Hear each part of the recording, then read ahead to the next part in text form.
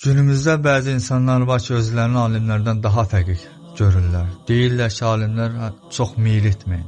Özünüz öyrənin, alimlər sizi azdırır. Hər kəs öz ağlı ilə öyrənsin, düşünsün. Hansısa bir alimin sözün, qövlünü oxuyub səhv vaya düşən miskin yazıq insan alimi səhv bilir. Alimə tənə edir, alimə dil uzadır. Və düşünmür ki, əql etmir ki, alim dediyi sözdən sorumludur.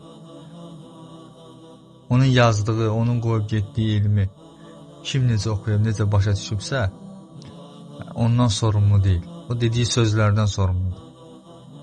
Hələ bilmir ki, məhz bu din alimlərin səbəbi ilə gəlib bu yerə çatıb. Bizə izah verilir, bizə başa salınır.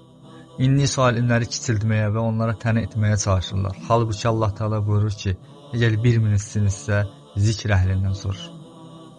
Allah bizə hətta əmr edir ki, bilmədiyiniz məsələlər barəsində zikr əhlindən soruşun.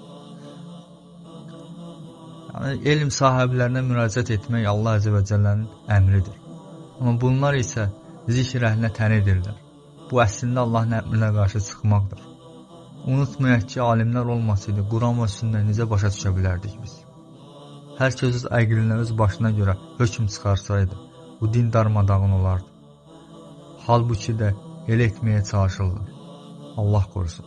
Ona görə qardaşlarım, alimlərə hörmət etmək lazımdır. Alimlərə hörmət edən elmə hörmət edər. Elmə hörmət edən Rasulullah sallallahu əleyhi və səlləm qoyub getdiyi varis elm. Ona hörmət etmiş olar.